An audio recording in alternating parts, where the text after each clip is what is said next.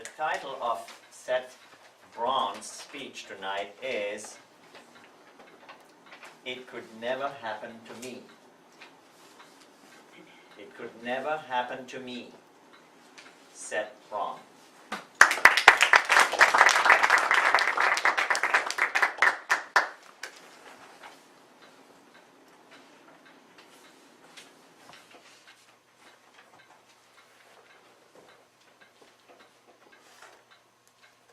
It could never happen to me. There's a time in a boy's life between 3rd and 4th grade. A magical time in the first week of August, on muggy afternoons when all seems right with the world. A new home, a new school. The home to the north and the school to the south of a slow-moving, muddy creek. Perfect for playing battles with pirates and for catching carp in buckets. Mr. Contest Chair, fellow Toastmasters, honored guests, and distinguished dignitaries. Has it ever happened to you? Something excruciatingly awful. Or has it ever happened to you? Something unexpectedly good. There I was, ankle deep in mud, when suddenly, Seth! Dinner's ready! I scrambled up the tall grass, through the field, up to the house, left my shoes in the doorway, got in just in time to see the end of Mr. Rogers' Neighborhood. Where Lady Aberlin and King Friday were discussing marriage and children and an awkward topic called dinner. I scurried into the linoleum where the late afternoon sun ignited the cabinets like a temple for my mom. Wafts of steam of tomato sauce came in. All was right with the world. Kicking off that weight from Neverland, I said to my mom, "Mom, you and Dad would never get a divorce, would you?" You and Dad would never get a divorce, right, Mom? Right, Mom? Right, Mom? The magic was gone. Divorce. I vowed that divorce would not happen to me. Ha! Now there's this spot when you're driving. You can see to the left. You can see to the right. You can see behind you, but there's this area right here. You know what that's called? Blind spot. The blind spot. And at age 29, my girlfriend and I conceived the most amazing creature on the planet. And we got married. And with my stepdaughter, and my daughter, and my wife, I began life with a family of 4.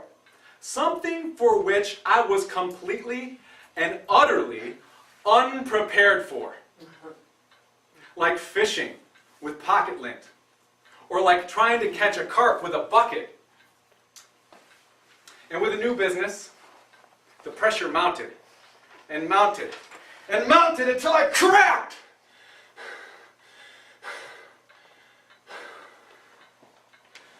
Now they say divorce is painful.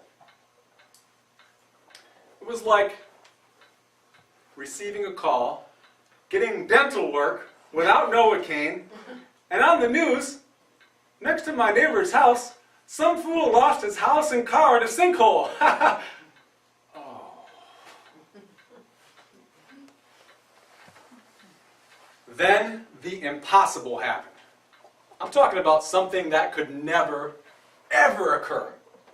I moved from beautiful, bustling Boulder, Colorado, nestled in the foothills of the majestic Rocky Mountains, to a small town in southeast Iowa, But then something really impossible happened. I'm talking about something incredible.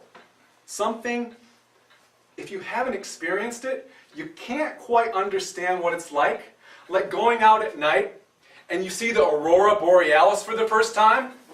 Whoa! My ex-wife and I, who had gone at each other, got remarried.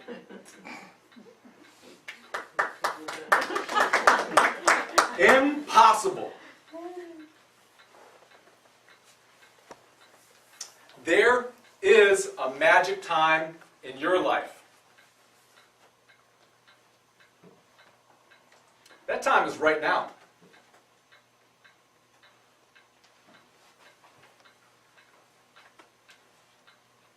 The blinders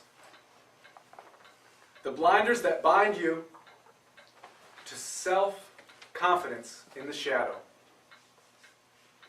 When you say, "It could never happen to me," only keep you from the dangers that you're right next to. And just because you're ignoring that sinkhole doesn't mean that your car is not going to go into it. But more importantly, when you are ready to go for a new dream or to try the impossible, it can be scary. Because when we open up, we might have to go back and look at these places in our life where the magic was gone. There can be hurt. There can be pain. But building a wall to protect ourselves from hurt and pain only does one thing. Keeps us stuck. Stuck from the dreams, the goals, the aspirations that we have for our life. I've done the impossible. I've done what people said, they ain't going to never happen. I've done what people said, that's crazy, you can't do that. You can do it. You can do the impossible. You can do what people say can't be done. You can step up to the plate and take a swing and crack and knock it out of the park. You can do this.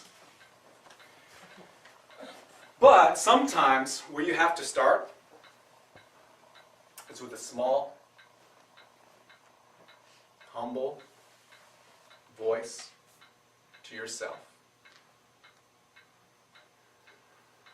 Maybe it can happen for me. Mr. Contest Chair.